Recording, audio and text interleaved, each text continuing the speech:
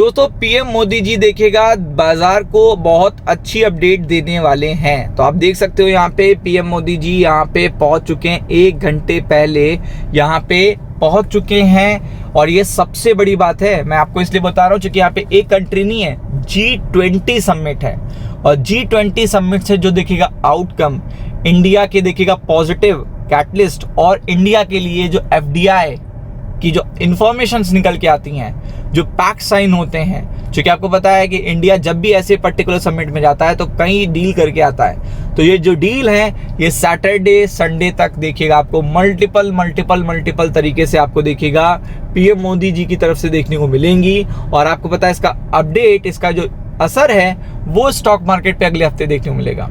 तो इसलिए ये इन्फॉर्मेशन मिस मत करिएगा। द हिंदू पे जाके आप पूरी इन्फॉर्मेशन पढ़ सकते हैं। मैं आपको ऑलरेडी 2-3 पॉजिटिव चीज हो चुकी हैं वो बता दे रहा हूं। बाकी संडे तक देखिएगा, शाम तक मल्टीपल डील्स होंगी G20 समिट में, जिसका स्टॉक मार्केट पे बहुत अच्छा असर पड़ने वाला है, क्योंकि यहाँ पे सीधा पीएम मोदी जी देखिएगा पहुंच चुके हैं। पीएम मोदी जी डायरेक्टली देखिएगा इन्वेस्टमेंट को डिस्कस कर रहे हैं। और आपको पता है कि जब यहाँ ऐसी कंट्री आपकी जहाँ पे GDP रेट सबसे ज्यादा है, आप देखोगे इन्फ्लेशन सबसे कम है, फिर अगर आप देखोगे पॉलिटिकल स्टेबिलिटी 2029 तक हो ही गई है, क्योंकि आप देख सकते हो 2029 तक यहाँ पे अब बिहार इलेक्शन के बाद ये पता चल चुका है कि बिहार इलेक्शन ने कंफर्म कर दिया है कि एनडीए गवर्नमेंट 2029 तक कंटिन्यू कर रही है, क्योंकि उसे हर अपने महाराष्ट्र में वो पहले जीत चुके हैं जहां से उन्हें समर्थन है। फिर आपको पता है आंध्र प्रदेश में वो पहले से देखिएगा उनका अलायंस अच्छा है 5 साल के लिए।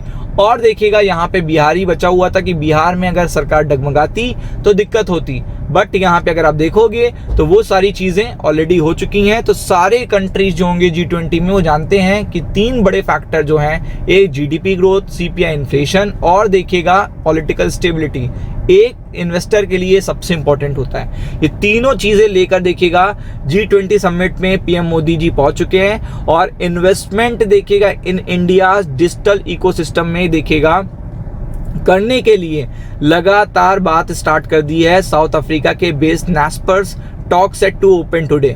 तो आप देख सकते हैं समिट के चलते देखिएगा पीएम मोदी जी ने लगातार देखिएगा मल्टीपल CEOs एंड बिजनेसमैन से देखिएगा इंडिया आने के लिए तैयारी शुरू कर दी है।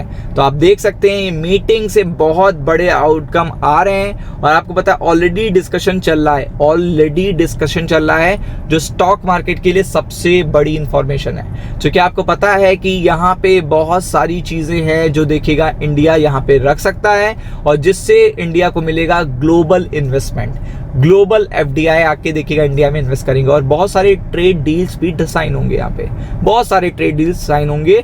इसीलिए देखिएगा आपको पता है मोदी जी यहाँ पे 2 डेज के लिए गए हैं। 2 day G20 leader summit is set to देखिएगा स्टार्ट टुडे, यानी कि 22 नवंबर। The first summit is the group major economies जो हैं उसमें इंडिया देखिएगा आपको पता ही है। और अफ्रीका के साथ अब देखिएगा इंडिया व्यापार बढ़ाना चाहता है, और ये पहले से ही डिस्कशन कर रहा है, वो न्यू मार्केट एक्सप्लोर कर रहा है। न्यू मार्केट एक्सप्लोर करने के लिए आपको क्या करना पड़ता है, मंच पे आके खुद बैठना पड़ता है। और ट्रम्प साहब भी यहाँ पे देखने को नहीं मिल रहे हैं। तो आपको पता है कि इंडिया हमेशा कहता है कि फ्री ट्रेड एरिया की तरफ बढ़ना चाहिए, मुक्त व्यापार, मतलब टैक्स फ्री मार्केट की तरफ हमें बढ़ना चाहिए।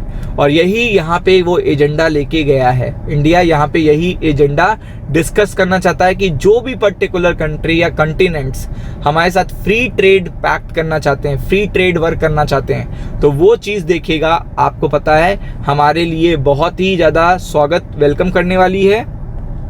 और जैसा कि आप देख सकते हो कि technology company, investment, India digital security, ये सारी चीजें देखिएगा लगातार। ऑस्ट्रेलियन देखिएगा काउंटर पार्ट एंथनी से भी चल रही हैं। 2 leaders took the stock of progress in corporation in diverse area.